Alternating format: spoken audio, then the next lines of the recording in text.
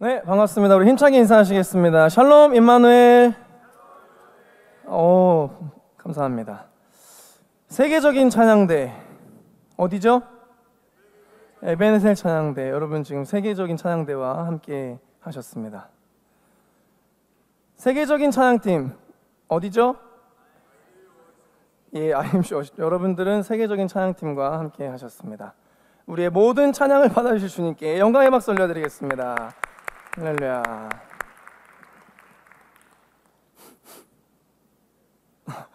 무슨 냄새 안 나세요? 소통 냄새. 오늘 저희 또 소통하면서 또 설교 했으면 좋겠습니다. 지난주 우리의 결단은 다른 이들의 잘 되는 모습을 질투하지 않겠습니다 라는 결단이었습니다. 저를 좀 오랫동안 봐오셨던 분들, 좀 저를 잘 아시는 분들은 아시는 사실인데, 저는 운동을 정말 많이 좋아합니다. 뛰는 것도 좋아하고 부대끼는 것도 좋아하고 웨이트도 좋아하고 운동을 너무너무 좋아합니다. 근데 이 두 아이의 아빠가 되면서 당연히 목회하는 시간을 제외하면 오로지 육아에 매진을 하고 있습니다. 벌써 한 5년여, 6년여 시간이 다 되어 갑니다. 그러나 여전히 제 마음 안에는 자유롭고 또 강도 높게 운동하는 그 날을 꿈꾸고, 때로는 그렇게 운동 다시 하고 싶다 이런 마음이 아직도 있습니다. 그렇게 시간을 보내오는데, 이번 주를 보내면서 어느 한 부목사님과 이야기를 하다가 그 목사님이 저는 요즘에 운동을 3시간씩 한다는 거예요. 어쩐지 벌크업이 장난이 아닙니다. 그래서 그 목사님의 근육이 잘 되는 모습을 잠시 부러워할 뻔하다가 결단이 생각나서 나는 아이들과 함께하는 더 큰 기쁨을 가지고 살아가지 하면서 감사하는 시간을 가졌습니다. 사실 저는 개인적으로 질투를 별로 하는 성향이 아니어서 그런 질투를 하진 않았는데, 설교를 해야 되다 보니까 쥐어짰습니다, 여러분. 여러분들 중요한 건 뭐냐면, 비교라고 하는 건 우리의 인생에서 감사를 빼앗아가는 가장 확실한 방법이라는 거.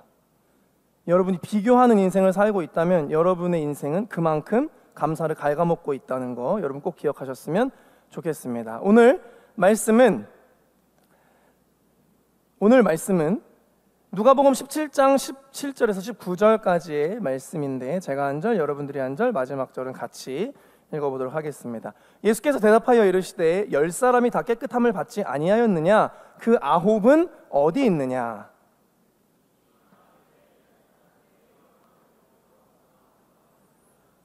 다 같이. 그에게 이르시되 일어나 가라, 내 믿음이 너를 구원하였느니라 하시더라. 아멘. 오늘이 무슨 주일인지 아시는 분? 오늘 좀 냄새 좀 나는데요? 예, 죄송합니다. 오늘은 추수감사주일인데, 말 그대로 한 해의 추수를, 또 한 해를 지켜주시고 은혜 주신 하나님 앞에 감사하는 주일이라고 할 수 있습니다. 여러분, 추수감사절의 유래를 알고 계신가요? 유래 꽤 많이 들었지만 알 듯 모를 듯, 말해보라고 하면 얘기는 못하지만 다시 설명해주면 메이플 스토리가 아니고 메이플라워호, 청교도 아시죠? 예, 그런 유래에 대해서 우리가 좀 그런 헷갈리는 부분들이 있죠. 그래서 올해는 꼭 여러분들 머릿속에 남길 바라면서 간단하게 유래를 또 한번 살펴보도록 하겠습니다. 마녀사냥 많이 들어보신 단어이실 텐데, 유럽에서 일어난 이 마녀사냥은 15세기 초부터 18세기 말까지 약 400년 동안 자행이 되었던 사건이었습니다. 특별히 이 마녀사냥의 절정을 이루었던 시기가 1585년부터 1635년 사이에 아주 절정을 달했는데, 이때 당시에 마녀사냥으로 인해서 처형됐던 인원이 최소 50만 명에서 최대 900만 명이었다고 합니다. 너무너무 잔인한 시간이었죠. 그럼 마녀사냥이 무엇이냐? 예를 들어서 전염병이 돌았습니다. 그러면 그것을 마녀의 짓이라고 여기고 마녀들을 색출하기 시작합니다. 그래서 처형을 해버립니다. 마녀는 누구죠? 마음에 안 드는 사람. 그런데 놀랍게도 마녀 사냥의 총지휘자는 카톨릭의 교황이었습니다. 그러니까 더 큰 문제가 뭐죠? 개신교. 여기 지금 다 개신교, 우리가 개신교거든요. 우리가 개신교인데 개신교도 이단이나 마녀로 몰아놓고 처형을 했습니다. 왜죠? 카톨릭의 부패로부터 개혁돼서 나온 세력이 개신교니까. 우리가 개신교입니다. 그렇게 종교적인 박해가 아주 극심했던 1600년대 초기에 영국의 청교도들이 우린 이렇게 신앙 못 산다, 우린 이렇게 신앙생활 못한다, 신앙의 자유를 찾아서 대서양을 건너서 미 대륙으로 이주를 하기 시작했습니다. 그 중에서도 1620년 청교도 남자 78명, 여자 24명, 총 몇 명? 78, 24, 몇 명? 102명이 메이플라워호를 타고 미국 버지니아를 목적지로 출발을 했는데 63일간 5,440km의 목숨을 건 긴 항해 끝에 목적지였던 버지니아가 아니라 매사추세츠, 그러니까 요즘 그 보스턴 있는 곳, 그곳 해안가에 도착을 하게 됐습니다. 청교도들은 영국을 떠나서 출발했던 곳이 플리머스라는 곳이었어요. 그래서 도착한 곳의 이름도 플리머스라고 부르고 정착을 시작했습니다. 문제가 있습니다. 이들은 11월 중순에 도착했는데 강풍, 눈보라, 추위, 질병, 식량 부족, 원주민들의 냉대, 들짐승의 위험, 이 모든 것이 그들의 몫이었습니다. 거할 집이 하나도 없었습니다. 아주 척박했던 상황이었습니다. 그래서 결국은 도착하고 나서 겨울을 지내는 2개월에서 3개월간의 그 짧은 기간 동안 102명 중에 절반이었던 사람들이 목숨을 잃고, 그러니까 수치상으로 보면 하루에 1명 정도가 죽어나간 겁니다. 얼마나 절망스러웠을까요? 매일매일 누군가는 죽어나가고 이제 내 차례인가? 이런 생각이 들지 않았겠습니까? 그리고 마침내 그 겨울을 잘 견디고 찾아온 이 따스한 봄날에 생존하게 된 그 반토막의 청교도들이 땅을 개간하고 씨를 뿌리고 잘 가꾸어서 그 해 가을에, 그러니까 만 1년이 된 거죠. 그 해 가을에 기대 이상의 추수를 하게 됐는데, 이때 하나님 앞에 눈물을 흘리면서 추수에 감사하며 예배를 드린 것이 지금까지도 우리가 지키고 있는 이 추수감사 주일의 유래가 됩니다. 이제 머리에 좀 들어오시죠? 메이플 스토리를 외우면 됩니다. 그래서 첫째 날인 이 주일에는 하나님께 찬양, 기도, 말씀을 묵상하면서 하루 종일 시간을 보내고, 둘째 날에는 칠면조 요리, 감자, 옥수수 요리를 만들어서 서로 나눠 먹고, 셋째 날에는 인디언들, 원주민들을 초대해서 음식을 나눠 먹으면서 친교하는 시간을 가졌습니다. 그런데 원주민들을 초대했는데 약 90여 명의 원주민들이 칠면조 구운 요리 그리고 호박 파이를 가져와서 친교를 나눴습니다. 이것이 유래가 되어서 미국에서는 지금도 추수감사절이 되면 칠면조 고기와 호박 파이를 먹습니다. 그들이 이렇게 기도했다고 합니다. 우리는 대서양을 건너와서 여러 친구들을 잃었습니다. 그러나 하나님은 우리에게 기대했던 것보다 더 많은 것을 주셨습니다. 하나님의 은혜에 감사하며 첫 열매를 드립니다. 이러한 추수감사절에 여러분, 아주 짧은 이야기였지만 이 유래를 생각을 좀 해보면 그 절망과 극한이 가득한 그 상황, 여러분 얼마나 원망하고 불평할 상황들이 매일매일 아니었습니까? 그런데 이들이 했던 것은 하나님 앞에 감사하는 것이었다. 그래서 저는 진짜 믿음을 가졌다는 것이 무엇인가, 그리고 오늘 우리가 이 추수감사주의를 통해서 어떤 믿음의 마음으로 우리의 인생을 살아내야 하겠는가에 대해서 저도 다시 한번 고민을 해보는 그런 시간을 가졌습니다. 여러분, 오늘 우리가 함께 나누는 말씀을 통해서 저와 여러분들의 그 믿음의 바탕에, 믿음의 이 터에 감사의 씨앗을 잘 심고 하나님께서 우리의 감사의 씨앗을 통해서 추수하게 하시는 그런 인생들이 되시기를 주님의 이름으로 축복합니다.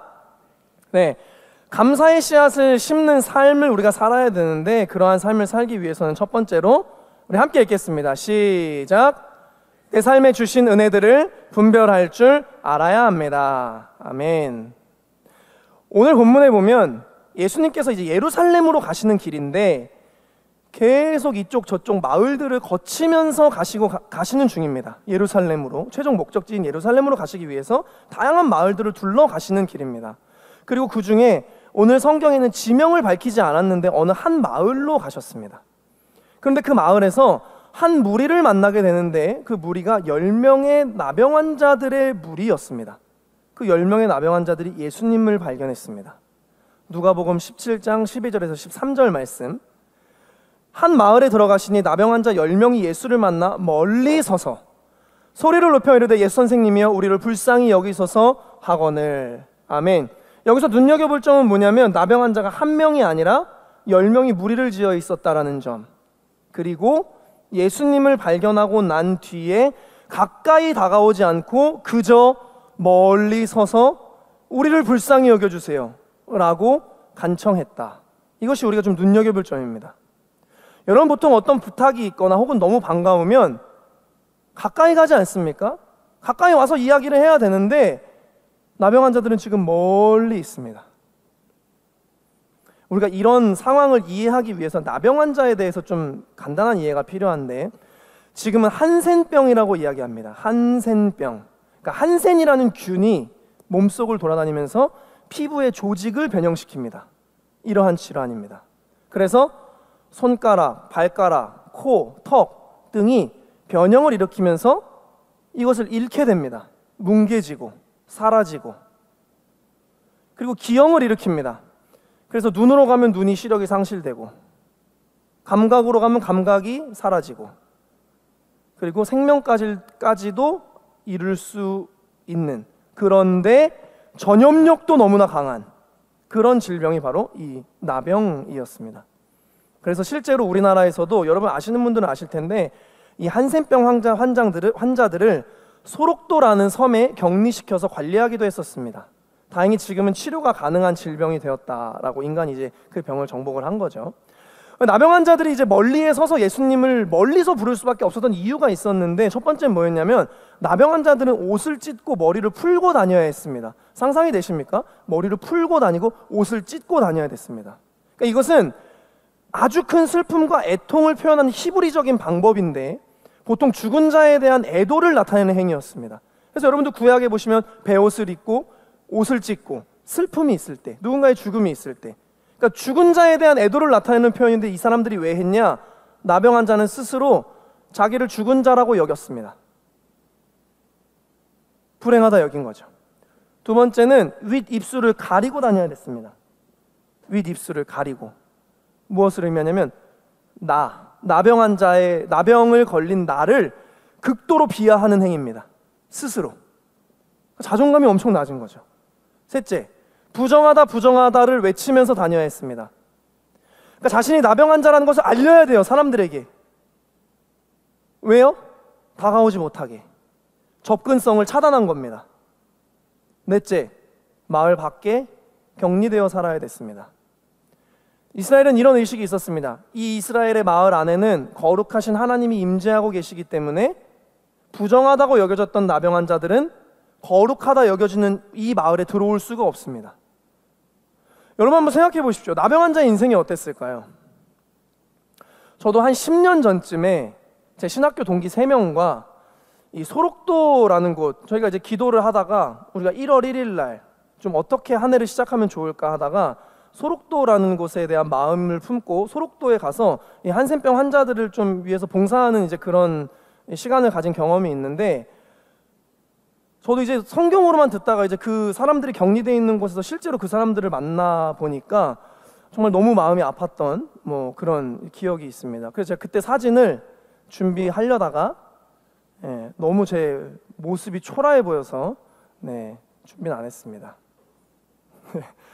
근데 어쨌든 이러한 정보를 여러분들 토대로 오늘 본문의 상황을 생각해 보면 지금 예수님께서 나병 환자들의 무리를 만난 곳은 마을 안이 아니었던 것 같고 마을로 들어가는 어디쯤에서 만난 것 같습니다. 나병 환자들은 함부로 예수님 곁으로 다가갈 수도 없고 그저 멀리서 자기들을 불쌍히 여겨달라고 애원할 수밖에 없었을 뿐이었습니다. 본문 14절. 보시고 이르시되, 누가 보신 거예요? 예수님이 보시고 이르시되 가서 제사장들에게 너희 몸을 보이라 하셨더니 그들이 가다가 깨끗함을 받은지라. 아멘. 예수님께서 그들이 나병 환자인 것을 단번에 알아보실 수밖에 없으시겠죠. 우리가 아까 살펴본 정보에 의하면. 그래서 말씀을 하십니다. 제사장들에게 가서 몸을 보여라.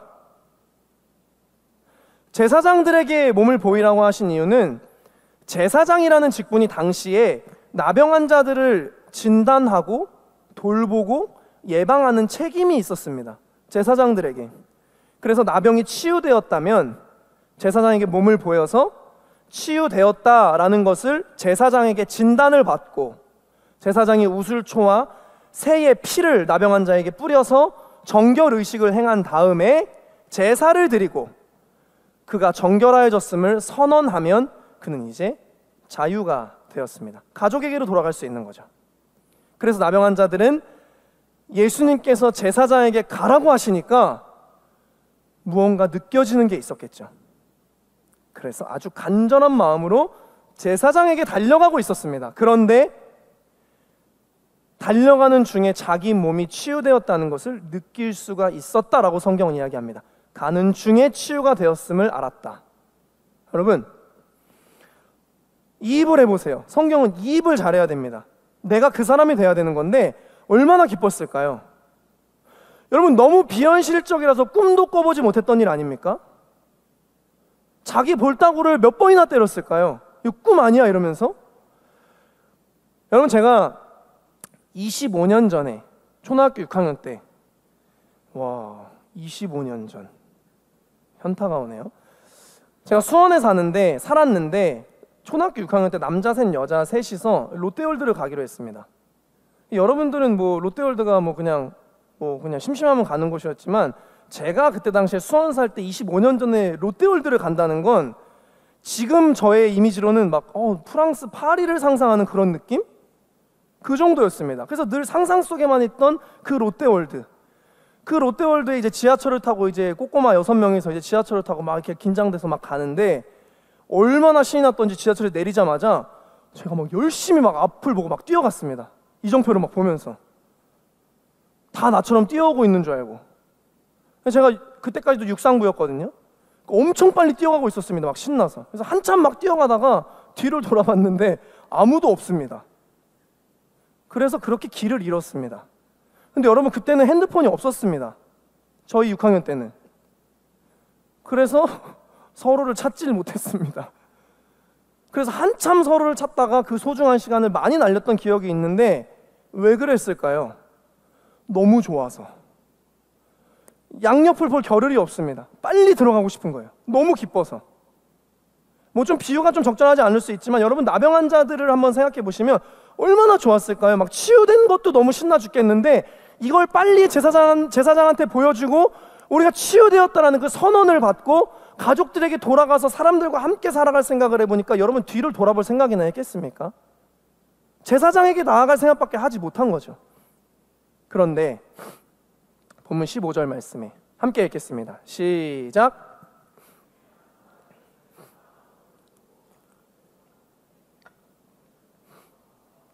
아멘.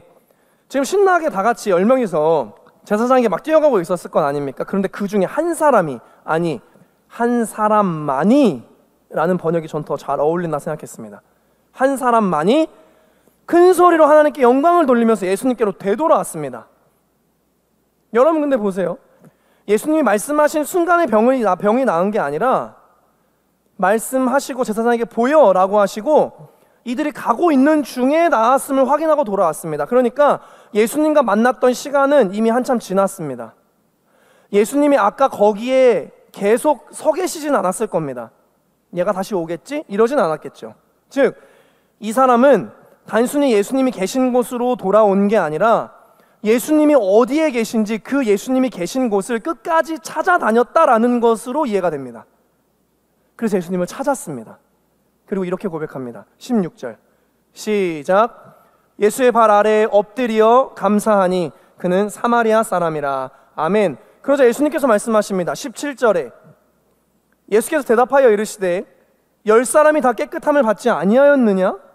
그 9은? 어디 있느냐? 10명에게 은혜가 주어졌습니다. 여기에서 10명은 모든 사람을 이야기합니다.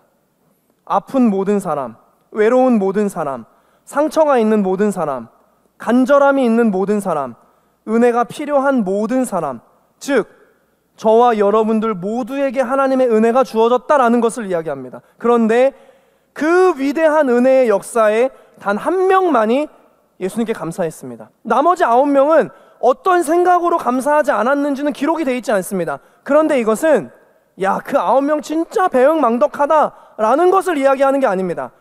오늘 본문은 사람이라는 존재가 우리가 가진 이 죄성이라고 하는 것이 본래 하나님께 감사하기보다는 감사하지 못하는 존재다 라는 것을 이야기해 주고 있습니다.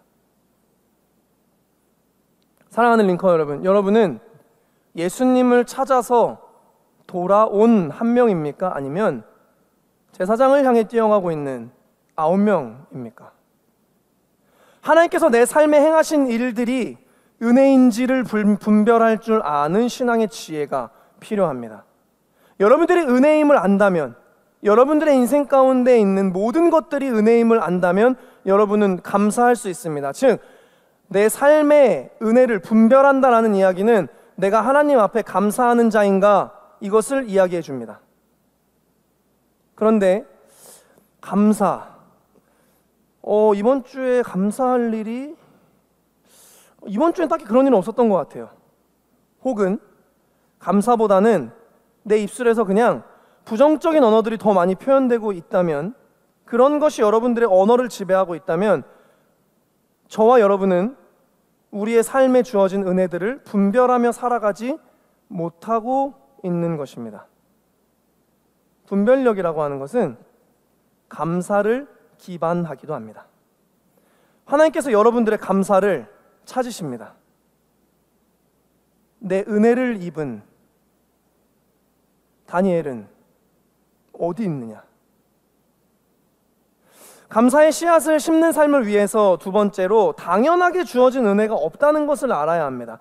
본문 16절은 우리 읽었죠? 다시 돌아와서 예수님께 감사한 사람을 누구라고 이야기했죠? 다시 돌아온 사람을 누구라고 이야기했죠? 맞아요. 사마리아 사람이라고 굳이 언급을 합니다.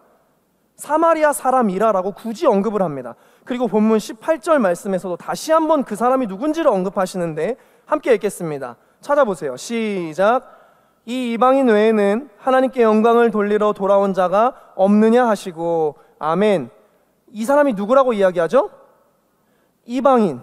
한 번 더 이방인이라고 아예 콕 집어서 말씀을 하십니다.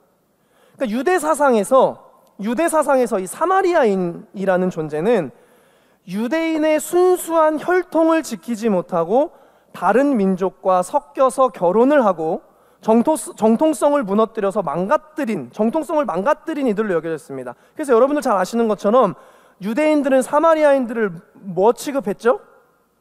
개 취급을 했습니다. 사마리아 지역의 땅은 밟지도 않을 정도였습니다. 그러니까 어느 정도로 이 사람들을 경멸했는지 상상이 되시나요? 그러니까 완전 극혐했던 겁니다. 그래서 예수님이 더 강조하십니다. 그 한 명이, 돌아온 그 한 명이 사마리아인, 이방인이구나, 이렇게 말씀을 하십니다.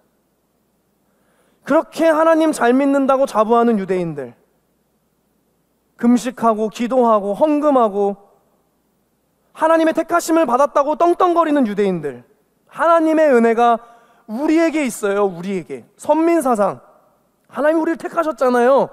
그렇게 신앙을 자랑하고 잘난 척하는 유대인들은 다 어디 가고, 남들이 죄인 취급했던 사마리아인, 은혜 받을 자격도 없다라고 목 놓아 외쳤던, 멸시했던 그 이방인인 너만이 감사의 신앙을 가졌구나. 어쩌면 유대인들은 자신들이 치유받았다라는 것을 당연한 특혜로 생각했는지도 모르겠습니다. 우린 유대인이고 우린 선민이고 우린 택함 받았으니까 그렇게 생각했는지도 모르겠습니다. 그러나 사마리아인은 자신의 치유를 당연하게 여기지 않았습니다. 아니, 당연할 수가 없습니다. 여러분, 나병은 불치병이었습니다. 이들이 평생을 나병으로 고통 가운데 살아가야 했던 것은 이미 결정된 이들의 인생이었습니다. 당연히 하나님 잘 믿는다고 하는, 봉사 열심히 하고 예배 잘 드린다고 생각하고, 나 교회에서 그래도 괜찮은 신앙인이야 라고 생각했던 유대인들이 가장 먼저 와서 감사할 줄 알았습니다. 그런데 사마리아인만이 허겁지겁 예수님을 찾아왔습니다. 그리고 감사했습니다. 아니, 감사하지 않을 수가 없었습니다. 왜? 당연한 은혜가 아니었기 때문에, 나에게 주어질 것이 아니었기 때문에. 사랑하는 링커 여러분, 누가 신앙인입니까? 누가 믿음을 가졌죠? 하나님이 누구를 주목하시겠습니까? 사람들이 보기에 좋은 신앙을 가진 유대인입니까? 나 사람들이 꽤 신앙이 있다라고 생각할 것 같아, 그 사람이 신앙인입니까? 아니면 조용히 예수님을 허겁지겁 찾아 달려왔던, 예수님 앞에 감사했던 사마리아인, 누가 택함 받은 사람이고 누가 신앙인이죠? 예전에 우리 교회 청년부 수련회 때도 강사로 오셨던 분인데, 여러분 잘 아시는 신재영 목사님, 페이지 처치를 쓰셨던 신재영 목사님의 이 챕터에 보면 범사에 감사하는 법이라는 챕터가 하나 있습니다. 이것을 제가 너무 기니까 요약하고 각색을 했는데, 살짝 각색했는데 요약하면 이렇습니다. 감사는 무엇인가를 받았을 때만 할 수 있다고 이야기를 합니다. 받았을 때만 할 수 있다. 그런데 받다의 반대말은 주다가 아니래요. 내가 만들다래요. 내가 만들다. 직접 만들 수 있으면 받을 필요도 없고 구할 필요도 없기 때문에, 받다의 반대말은 내가 만들다라고 합니다. 그러니까 우리가 가진 것 중에, 여러분들이 가진 것 중에 여러분들이 만들 수 있는 것이 있습니까? 시간, 재능, 생명, 건강, 믿음, 교회, 구원 등 내가 만든 것은 하나도 없다. 갈등이라는 것은 소유권 때문에 일어난다. 이게 내 거냐 네 거냐, 이 땅이 네 거냐 내 거냐, 이 돈이 내 거냐, 내 꿈이 내 거냐, 내 인생, 내 시간 내 거냐. 내가 내 인생에 내 소유가 내 거라고 소유권을 주장할 때, 그것은 받은 것이 아니라 내 것으로 여겨지기 때문에, 내가 내 삶의 주인이 되기 때문에 그 인생에는 감사가 존재할 수 없다고 이 목사님이 이야기를 합니다. 모든 것의 주인이 하나님이심을 고백할 때, 하나님이 그것을 만드시고 우리에게 주셨다라는 것, 그래서 우리가 그것을 받았다라고, 하나님으로부터 받았다라고 고백할 수 있을 때, 그것은 다 받은 것이기 때문에 감사할 수 있게 된다. 이런 이야기를 하십니다. 공감이 되시나요? 연초에 우리 에베네셀 찬양대가 MT를 갔습니다. 근데 이제 총무였던 우리 문진호 링커가 저한테, 목사님, 찬양에 관한 강의를 좀 하나 부탁드립니다. 이렇게 절 찾아왔습니다. 그래서 저는 이제 제 나름대로 이제 고민을 하고 준비를 해서 이제 가서 강의를 했습니다. 근데 이제 강의가 끝나고 이제 문진호 링커가, 총무가 다시 나와서 정리를 하잖아요. 뭐 오늘 목사님께서 뭐 이걸 해주셨고 막 이렇게 했는데, 이렇게 이야기를 하더라고요. 사실 김다니엘 목사님이 이 강의를 이렇게 정성스럽게 준비해 주실 거라고는 정말 생각하지 못했습니다. 욕인지 칭찬인지 잘 모를 그런 애매모호한 드립을 날리고 나서 갑자기 울컥하는 거예요. 이분께서. 그러면서 너무 감사하다 이렇게 이야기하는 걸 제가 그 기억이 났습니다. 설교를 준비하면서. 저에겐 당연한 거였거든요. 내가 목회자니까 그 강의를 난 최선을 다해서 열심히 준비하는 게 저에겐 당연한 거였는데, 이 문진호 링커에게, 이 총무에게, 이 찬양대를 이끌어가야 할 이 총무에게는 그것이 전혀 당연하게 여겨지지 않았고, 제가 열심히 준비했던 그 시간들을 감사로 표현해 주었습니다. 그래서 저도 그 모습을 보고 덩달아 울컥했던 그런 시간이 기억이 났습니다. 여러분, 정말 당연한 것이란 게 있습니까? 여러분, 생각이라는 걸 해보면, 제 아내가 저를 위해서 식사 한 끼를 차려주는 것이 정말 당연합니까? 제가 저희 집에 쓰레기가 모이면 그 쓰레기를 제가 버리러 가는 것이 정말 당연한 겁니까? 남편은 죽어나 일을 하고 아내는 죽어나 애를 보는 것이 정말 당연한 겁니까? 여러분들이 이렇게 좋은 예배를 드릴 수 있는 것이 정말 당연합니까? 나병 환자처럼 영적 죄의 불치병으로 인해 지옥행이 확정되었던 우리들의 인생 아니었습니까? 그것이 당연한 거였거든요. 그런데 우리가 구원을 받아서 지옥행이 아니라 하나님 나라행으로 가게 된 것, 여러분들이 하나님을 믿으며 살아가게 된 것, 이거 정말 당연한 겁니까, 여러분? 저는 누군가가 얘가 이렇게 되니까, 예를 들어볼게요. 아프리카에서 얘가 지금 굶어 죽고 있어, 누군가가. 그래서 우리가 먹는 거에 대해서 감사해야 돼. 저는 이런 상대적 비교를 정말 싫어하는 사람입니다. 그런 걸 전 추구하진 않는데, 여러분들, 상대적인 게 아니라 그냥 우리가 믿음을 가지고 하나님을 믿는다라고 생각했을 때 절대적인 관점에서 우리를 이 땅에 살게 하신 하나님이 주시지 않은 게 있습니까? 그게 믿음을 가졌다라는 우리의 태도 아닙니까? 여러분들이 가진 것 중에 정말 당연한 게 있습니까? 우리가 살아가는 이 세상, 환경, 가정, 생명, 재능, 직장, 시간, 경험, 관계, 뭐 어떤 것을 다 갖다 쏟아 부어도, 다 이야기해도 정말 하나님이 주시지 않고 여러분들이 만든 것이 있습니까? 당연하게 주어진 것이 있습니까? 여러분, 당연하면 감사는 절대 고백될 수 없습니다. 그런데 당연하지 않게 여기는 순간 그 모든 것이 다 감사의 조건이 됩니다. 다 감사할 수 있는 것이 됩니다. 믿음의 힘이 그겁니다. 당연하지 않음을 인식하게 되는 거, 하나님의 은혜임을 인식하게 되는 거, 이걸 우리가 인식하고 살아가게 될 때 우리는 감사의 풍요라는 것을 누리게 되고 우리의 삶의 모습이 분명하게 달라지게 됩니다. 여러분, 나이 드신 어르신들을 보시면 나이가 들어서 감사하며 막 딱 보면 이 사람 감사하며 살았구나 라고 하는 사람의 얼굴 주름의 방향과 정말 너무너무 삭막하고 불평만 늘어놓던 사람의 얼굴 주름의 방향이 다릅니다. 하나님께서 여러분들의 감사를 찾으십니다. 내 은혜를 입은 다니엘은 지금 어디 있느냐? 감사의 씨앗을 심는 삶을 위해서 세 번째로 다 같이 읽어볼게요. 시작. 영광이 된다는 것을 알아야 합니다. 본문 18절 말씀을 다시 한번 보면, 이 이방인 외에는 하나님께 영광을 돌리러 온 자가 없느냐 하시고. 아멘. 정말 흥미로운 이야기가 있습니다. 하나님께 영광을 돌리러 온 자가 없느냐 하시고, 그 한 명의 사마리아인은 16절에 보면 이렇게 기록되어 있어요. 예수의 발 아래에 엎드려 감사하니. 감사를 표현했습니다. 그런데 예수님께서 뭐라고 답변을 주세요? 감사하러 온 자가 너밖에 없느냐? 라고 말씀하시지 않으시고 하나님께 영광을 돌리러 온 자라고 말씀을 해주십니다. 즉, 하나님께 감사를 심는 자의 인생에 관해서, 그러니까 하나님 앞에 감사하는 자의 인생에 대해서 하나님은 하나님께 영광 돌리는 인생이라고 말씀해 주신다라는 거예요. 많은 사람들이 궁금해하죠. 특히 링커들이. 아니, 맨날 뭐 하나님께 영광 돌리는 삶을 살아야 된다, 뭐 영광 돌리며 살아라 이야기하는데, 뭐 내가 무슨 연예인이나 돼서 시상식에서 뭐 영광 돌릴 수 있는 사람도 아니고, 무슨 대단한 일을 해서 뭐 간증할 수 있는 사람도 아니고, 뭘 어떻게 그게 뭔데요? 너무 막연한 이야기로 들렸던 하나님께 영광을 돌리는 삶이 무엇이냐? 여러 가지가 있겠지만 오늘은 본문에서 이렇게 이야기하는 거예요.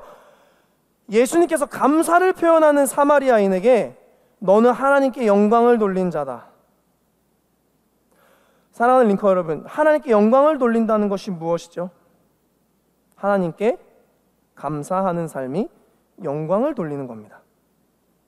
하나님은 우리가 어디에서 무언가에서 막 아주 좋은 성적을 내고 막 업적을 내고 그런 것을 영광 돌리는 거라고 말씀하신 적이 없으세요.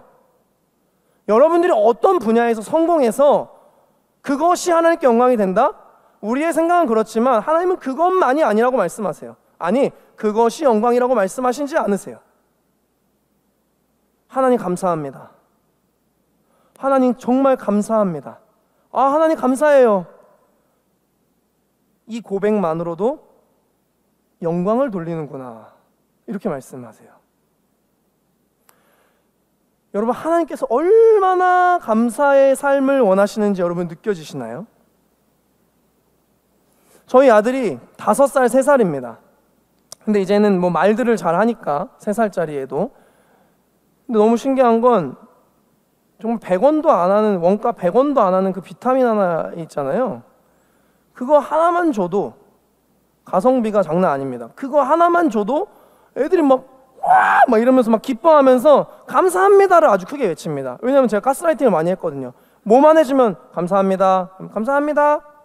그래서 뭐 바지 벗기면 감사합니다, 뭐 다 감사해요 그냥. 그래서 그거 하나 주면 막 감사합니다 하면서 막 주호야 내가 까줄까 막 지네들끼리 막 무슨 막 난리가 납니다. 여러분, 이 아이들이 저에게 줄 수 있는 유익이 무엇이 있을까요? 저에게 뭐 용돈을 줄 수 있을까요? 제가 하는 일을 조금 해줄 수 있을까요? 그냥 유익이라고 표현해보면 아무것도 없습니다. 그런데 그저 그 아이들의 입술 한마디로 감사합니다 라는 그 말 한마디에 저는 엄청난 기쁨을 누립니다. 제 하루의 모든 피로가 다 씻겨질 만큼 행복을 누립니다. 부모는 그런 존재입니다. 하나님이 기다리고 계신 것은 뭘까요?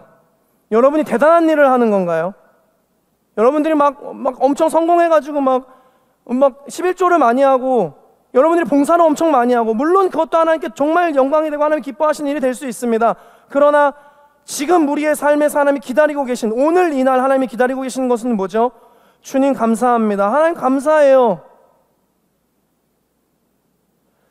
저는 이 설교를 제가 준비를 하면서 이 감사하다는 말, 하나님 앞에 감사하다는 말이 얼마나 아름다운 언어인지를, 얼마나 아름다운 믿음의 언어인지를 새삼스레 좀 느끼는 시간을 가졌습니다. 하나님께서 여러분들의 다른 것을 찾고 계시지 않습니다. 여러분들의 감사를 찾고 계십니다. 내 은혜를 입은 다니엘은 어디 있느냐? 결단하시겠습니다.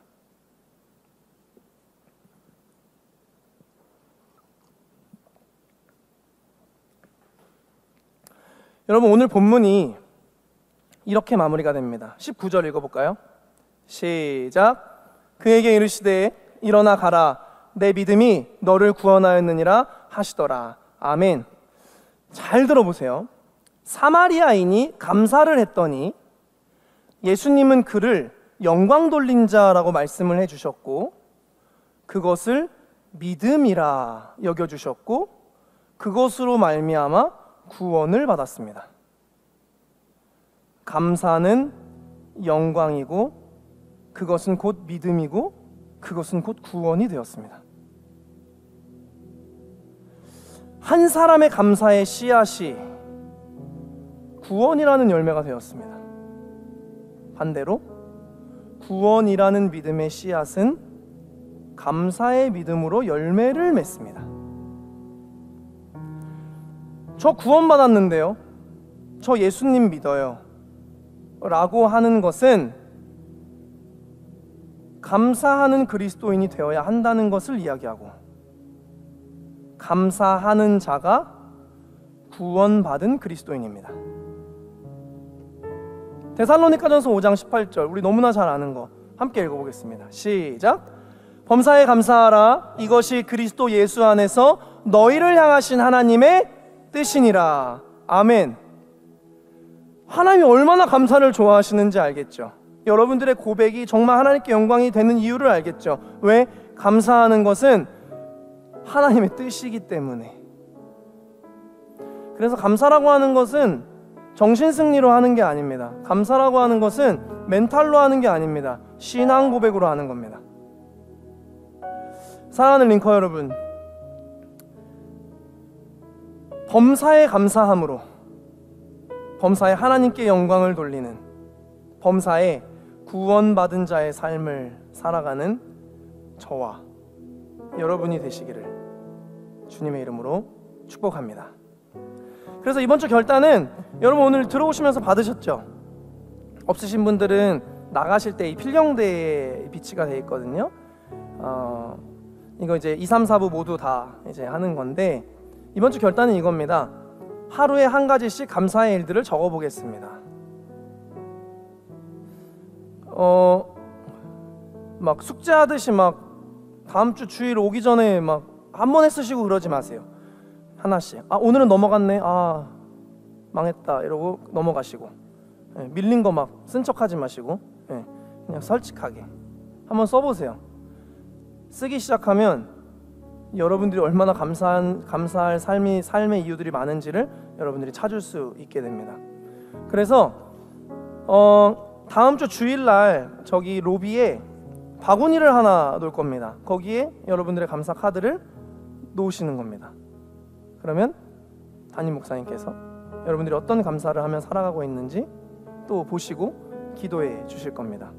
그리고 저는 이런 제안을 하나 하겠습니다. 이번 주 토요일이 무슨 토요일이죠? 겨울연토거든요. 그래서 여러분들 이번 주 토요일 날 오실 때 이거를 가지고 오면 또 버리고 갈 거잖아요. 그러니까 이건 주일날 가져오시고 이거 다 한 것을 사진으로 찍어서 저한테 토요일날 겨울연가에 오셔서 저한테 보여주시면 제가 정말 큰 선물을 드리도록 하겠습니다. 저는 거짓말 잘 안 하죠? 큰 선물 드리도록 하겠습니다. 그래서 우리가 감사의 신앙을 다시 회복하는 겁니다. 왜? 그게 구원받은 자의 삶이니까.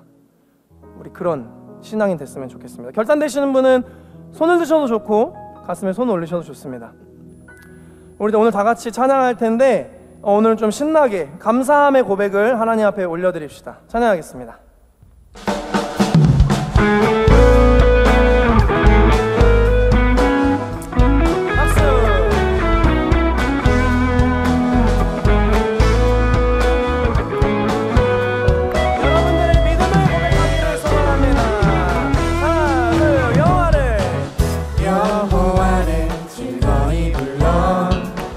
기쁨으로 주께 나가리. 여호와 하나님 난 주의 백성 기르시는 양이라.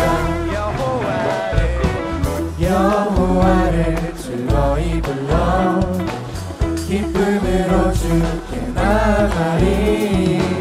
여호와 하나님 난 주의 백성 기르시는 양이라. 감사함으로 주를 높이며 그 문에 들어가서 주님을 찬양합니다. 찬송함으로 그 이름을 송축할지어다. 감사함으로 주를 높이며 그 문에 들어가서 찬송함으로 그 이름을 송축할지어다. 여호와를 즐거이 불러 기쁨으로 주께 나가리. 여호와 하나님 나 주의 백성 기르시는 양이. 한 번 더. 여호와를 즐거이 불러 기쁨으로 주께 나가리. 여호와 하나님 나 주의 백성 기르시는 양이라. 감사함으로 주를 높이며 그 문에 들어가서 주님을 찬양합니다. 찬송함으로 그 이름을 송축할지어다. 감사함으로 주를 높이며 그 문에 들어가서 찬송함으로 주님의 이름을 송축합니다. 송축할지어다. 주님의 선하심을 찬양합니다.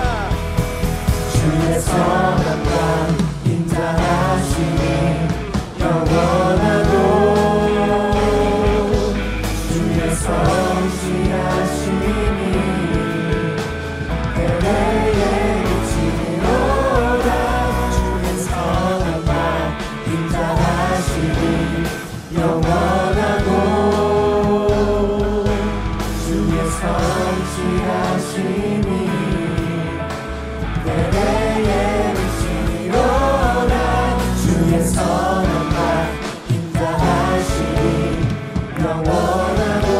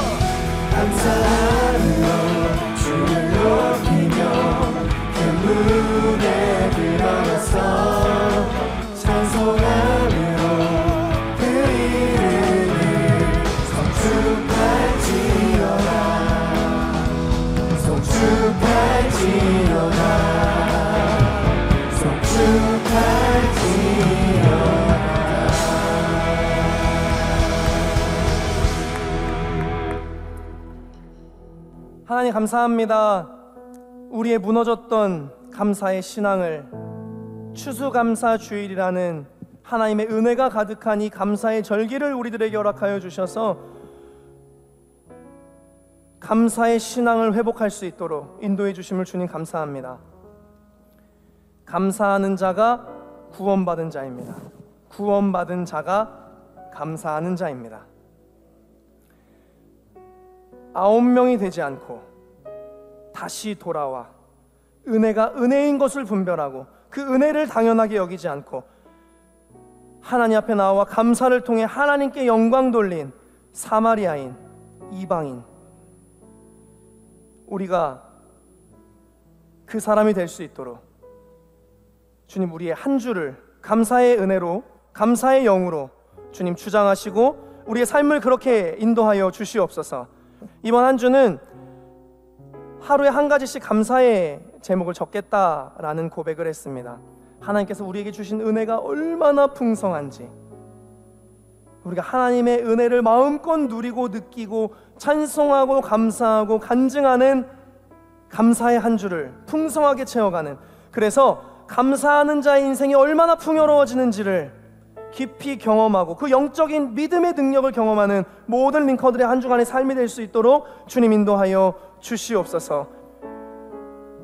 지금은 예수 그리스도의 은혜와 하나님 아버지의 무한하신 사랑하심과 성령님의 교통하심이 오늘 하나님 앞에 추수감사 주일 예배로 하나님을 예배하며 감사하는 삶을, 그 구원받은 자의 삶을 살아가기를 결단하며 세상으로 나아가는 우리 모든 링커들의 감사의 한 주 가운데, 그리고 그들이 만나게 될 모든 어려운 상황 가운데, 기도의 제목들 가운데, 그들의 학업, 그들의 직장 생활 가운데, 또 그들이 준비하고 있는 모든 일들 가운데, 그들의 미래 가운데, 그리고 몸이 연약하여, 믿음이 연약하고 마음이 연약하여 이 예배에 나오지 못하고 있지만 하나님의 부르심이 여전히 존재하고 있는 모든 링커들의 삶 가운데 이제로부터 영원토록 함께하옵시기를 간절히 축원하옵나이다.